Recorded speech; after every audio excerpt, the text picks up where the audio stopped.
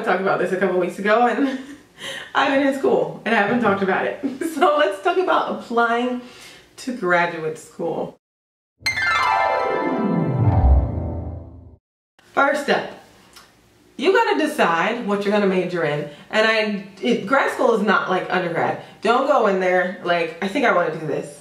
I think this is what I wanna do. I'm not really decided, but I think I wanna go and major in this. No, don't do that, okay? Grad school is very focused, and your professors expect you to come in and be really interested in the field that you have applied for. So don't do that. You will be miserable if you do that. It has to be something that you really are interested in. You're going to be researching it. If you're a grad assistant, there's going to be much more involved with it. You really got to want to do what you are going to school for. So please only apply if you have a clear decision on what you want to study. And that brings me to my next point. I am not of the school of thought where you go straight from your bachelor's to your master's. I don't feel like that's a good idea. I think you need to do your bachelor's, get out there, and see whether you like what you've chosen to major in. Okay, fields are very broad when you come out of your undergrad, but if you work, you'll figure out what you really enjoy. If you go straight from your bachelor's to your master's, first of all, you don't get to mature much. And you need to mature really, to really understand the value of your master's. I feel like you need to mature a little. And it'll just be such a waste if you do this master's, you get out and you're like, you work and you're like, I really don't like this. I really think you should work first. Unless you're going to med school, then that's a totally different story, or something like that. Even with music, because that was my first master's, I got a master's in music and flute performance. I don't think you should go straight from your bachelor's to your master's. I think you need to get out there, do some auditions, see where you stand, and then apply to graduate school. That is number 2. Number 3, okay, so you know you want to apply to graduate school and you have an idea of what you want to major in. Now is the time to do some research. Lots and lots of research. You need to determine what schools are best for what you want to major in. Not just that though, you need to look at the school and look at the professors. Look at the school and see what kind of jobs people get out of that college, out of that department. See what kind of jobs students come out with. See what kind of internships they do. See what kind of debt they go into. See what kind of funding is there. Really look at the town it's in, or city or whatever. Look at the cost of living. Research. Then you look at the professors. See what they've published lately. See what accolades they hold, whether they're active in the field or inactive in the field. Really do your research on every school you're thinking of applying to. If you have no idea where to apply, look for associations. I'm going for arts administration. There's an arts administration association. There's an art education association. There are music associations. There are leagues of orchestras. Look for an association and see where the people who are leading the association, see where they went to school. There's always a board of directors. There's always staff. There's always, just look and see where they've gone to school. However, if you're immersed in the field, you pretty much generally know what the top schools are. It's important to want to live where you apply. And that brings me to the next thing. This is number 4, I believe. Look and see where you're applying and see if you like the city that it's in, because most graduate students stick around. They stay where they've done their grad degree. So if you don't like the city you've done the grad degree in, then you might want to make sure you like the city that you do the internship in, because you're more likely going to stay wherever you've done the degree. So make sure you like the city that you're going to do the work in. Simple as that. Then, applying to school. I don't recommend applying to more than 5 schools. 3 to 5 schools I think is a good number, because you need to focus your energies on just a couple of schools. Application requirements vary by school, so don't waste time applying to 10 schools and not really put in a great application anywhere, just putting in mediocre applications. You need to have a really good application because there are a ton of people applying to every single school in this country, and the next country is over as well. If you want to apply internationally, you know, you really have to know exactly what the requirements are, and you need to fulfill them exactly as they are written. Don't leave anything out. So it does you better to focus on a certain number of schools. Plus, you don't look like you have no focus. You don't want to look like that. Like, you want to have a focus. You want to have an ideal career, and you go in your master's or your doctorate and treat it like it's a job, because it is a job. So make sure you only apply to 3 to 5 schools. Let's talk about the application. Now, almost all applications have, you know, a formal application, an application that you have to fill out for the department or college or school that you're applying to as well. And there's usually some kind of supplemental materials that you need to submit. Sometimes it's a writing sample, sometimes it's a CD, video. It just depends on the school. You need to follow every single instruction you're given. Every single one. And make sure you send your transcripts. Don't leave that out. There's nothing like the person who forgets to send in their final transcripts during the first week of classes. They're like, we don't have your final transcripts, you gotta leave. So send in your transcripts for sure. Application processes can be long, they can be short. You need to sit down and write down deadlines. Write down the dates that everything is due.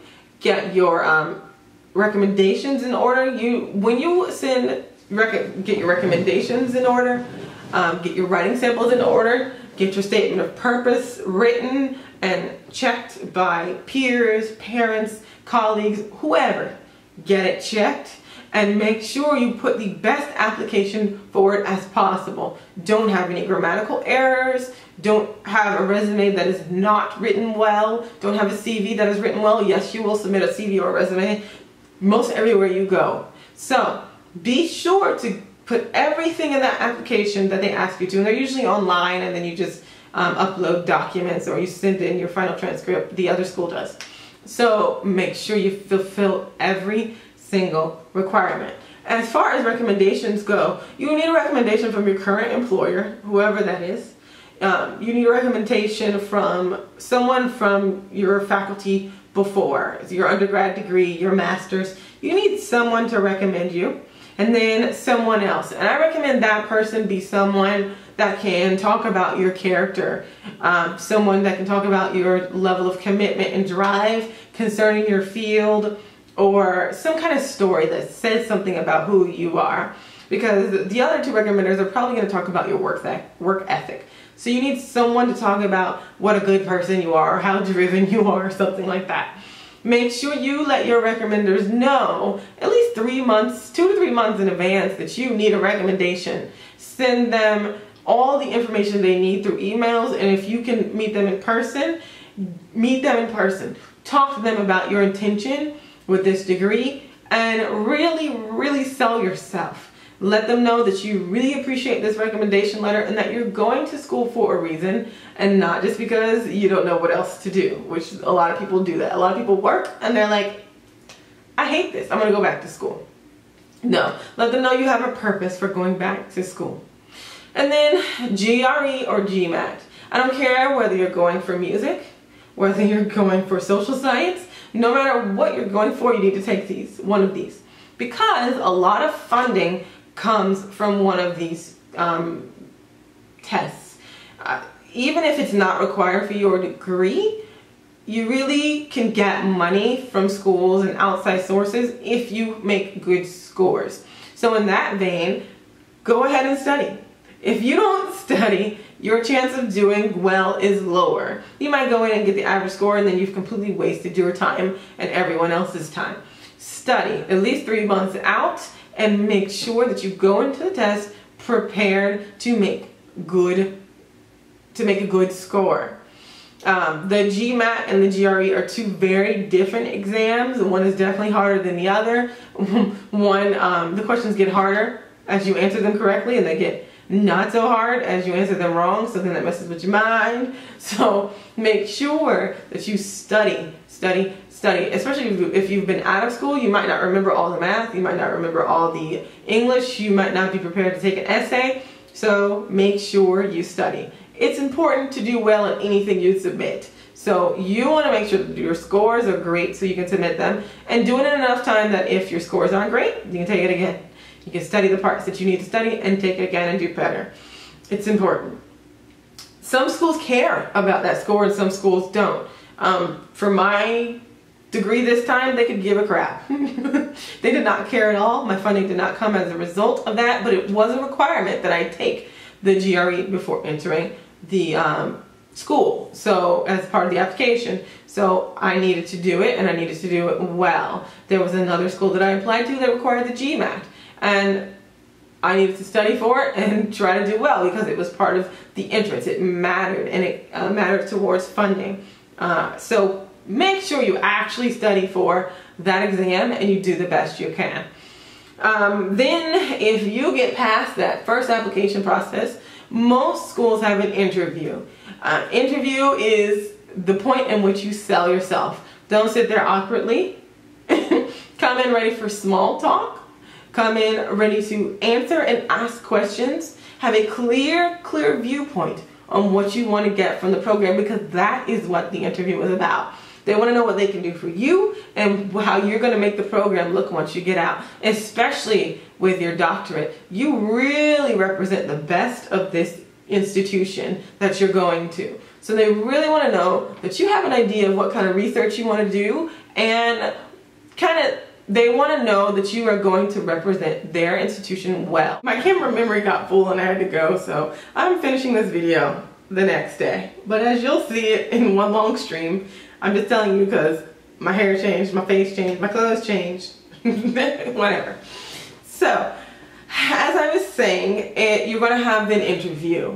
Most people have an interview, and you want to go in and have a question. Even if your question is, what type of student do you look for? What kind of application do you look for? Have a question. I say always ask about funding, always, because you don't know what the university really has. There could be fellowships for minorities that you really don't know about, and you wouldn't know about unless you went to the university. Be sure to ask a question. It says a lot about you when you ask a question, but don't ask a question with an obvious answer that you can find on the website. That means that you didn't do your research, and no one likes that for grad degrees because it's a lot of research for most of them. So have a question on hand. No matter what it says, when you go in that interview, dress business casual. For sure. Don't go in jeans and a t-shirt. Don't do it. It says that you take it seriously, but not as seriously as they'd like it to. So go in with your hair done, face however fresh. Whether you wear makeup or not, your face needs to look fresh. If you're a man, your hair needs to be groomed, your face needs to be groomed, etc. And you go in business casual attire. It just says something about you. It says you take this seriously, and that is really what the university person is looking for. Also, they're going to look for someone who's passionate about what they're going to study, as well as curious about the field. So really think about it before you go into your interview. Think about all of that so that when you're in the interview, you have questions, you can respond to things, and that they see that you want to be there. So even if you don't have the best GMAT score, the best GRE score, you look and sound like you are ready for graduate school. Because the GRE score, GMAT is really not the best indicator, and science has proven that, but the interview can go a long way in getting you in and getting you money. So take the interview as seriously as you would take a job interview. That said, if the schools you're applying to does not have an interview, do one. Make the effort to go to the campus and talk to a professor. They need to see you face to face. You can send an email saying, I'm going to be in town, I'd like to see the campus and maybe ask a few questions, and if you have a student that I can meet, that would be great. Something along those lines, but make sure you go and give a face to the application. Also in the interview, see if there's something you can send them, like, ask them say, you know, after they've talked and talked and talked, I'm gonna apply for sure. I know that. I love it here. I know I can't put everything on the application. Do you want me to send you so-and-so materials? Maybe you have a recital you've just done, or a documentary you've done, or something you've done that you would like to highlight that makes you stand out. Ask, can you send that? Most places will be like, sure, it will help you stand out. It's the little things that matter. Ask if they want to see your CV or resume. Most grad degrees require you to upload one, so yeah. Like I said, make sure your CV and resume are great. And then we have the personal statement, which really matters more than most people give it credit for. It's not just something for you to write your goals and objectives. You need to show some kind of personality. You need to show that you really have thought about this field and you have a specific place you want to be in the field, or there's a certain line of research that you're curious about, and going to this university will help you get there.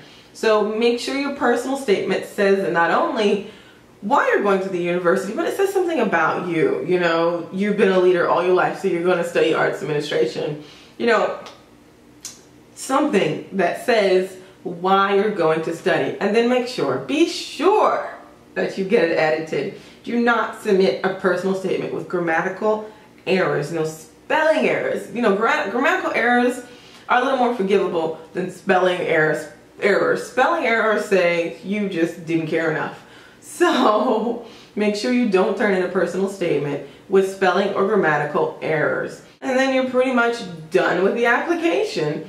Make sure that you have followed every single step that the application has asked you to send and do, and just do your best to give your best application. Put your best application out there. It matters. And if you don't want to pay for graduate school, you really don't have to if you put the best application forward. If you don't have a 3.0 from your undergrad or previous master's degrees, I just don't recommend you apply. You won't get the funding. However, if you want to apply. Just know that you're going to be paying for it if you get in. Most schools, though, really won't accept a grad student with anything under a 3.0 in most circumstances. Music school is a little different, but even there, once you get to the master's and doctoral level, they just expect more. If you don't have that GPA, you need to have the resume for sure. So I think that's all I can think of for the moment. If you have any questions or any comments, leave them below and I'll answer them. I might have said something you really don't agree with, and I'm okay with that, I promise. This has just been my experiences with the 2 graduate degrees that I've applied for, and I'm studying for the second one right now. And I really think those are the things that matter. The last piece of advice I have for you is don't be shy. Put your best foot forward. Show that you're passionate and be passionate. Don't be laissez-faire. Make sure that you are going to graduate school for a purpose. Don't waste money. It serves no purpose. So I hope this was helpful. Leave any comments below. Like, subscribe, and I'll see you next time. Thanks for watching. Bye. So this assignment, which is written in red, is also written in red here on this post-it note.